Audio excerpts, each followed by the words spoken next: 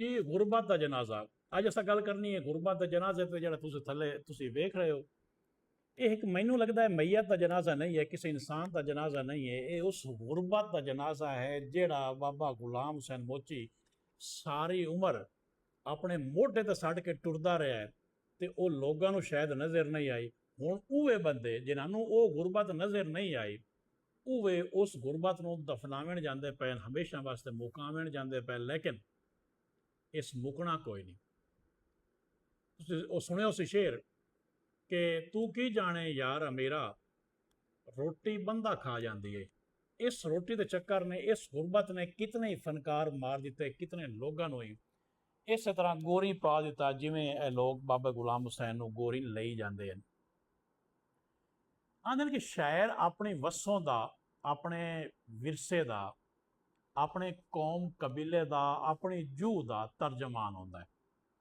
बाबा गुलाम हुसैन भी एक अजे तबके का जोड़ा तबका एहसास से महरूमी में डुबिया होया है उसका तर्जमान नज़र आता सानू। गुरबत के उत्ते शेर तुसीं पहले भी बड़े वेखे उस सन, लेकिन जेड़ा नज़रिया गुलाम हुसैन का है वो नज़रिया वेखो। उसका एक गीत बड़ा मशहूर होया कि असा के ताईं गरीबी नूं देवणे नहीं ओले, जाए साडे गल विचों ला लैने चोले। ये गीत गाया मुजाहिद मंसूर मलंगी ने, तो इस वक्त तक 8.5 मिलियन व्यूज़ ये गीत लै चुके हैं।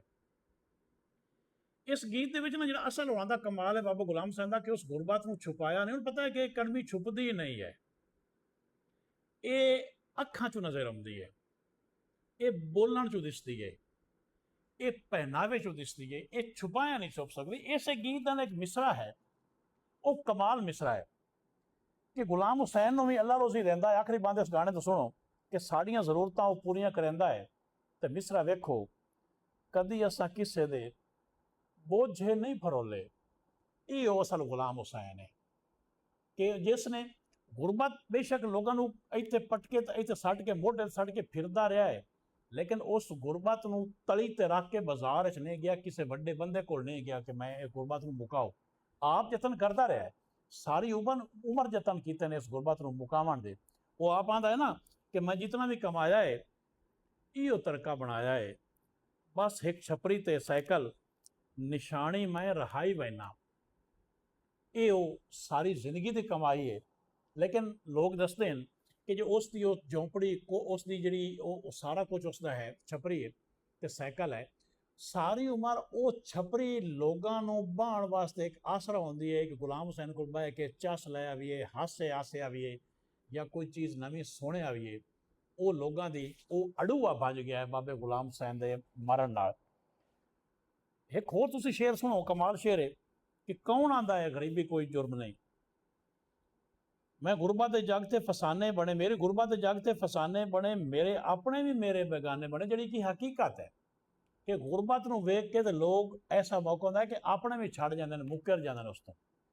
किसा गुरबत जो सुनाया ना कहें मैं गुलाम हुसैन अज सुना छोड़िया है कि सारी जिंदगी गुरबत को जो पटके वांग मोढे ते सट्टी बतिया है, वो उस गुरबत को ही अपने दिल दे विच लैके ते हमेशा वास्ते सातों विदा हो गया।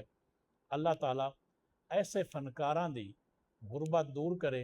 समाज को चाहिए, वसेब को चाहिए जेडे हुण जनाजे चाहे कितने हज़ारां बंदे शामिल होए, ये कुछ असरा च करेंदे तो जड़ा वो कैंसर के मर्ज नाल लड़दा लड़दा गरीब आदमी वफात पा गया। मरना तो सही, लेकिन कम अज़ कम मर तो बेचारा चाहिए लेंदा। जे वीडियो चंगी लगे तो शेयर कर दो, सारे सजणा दा भला जी।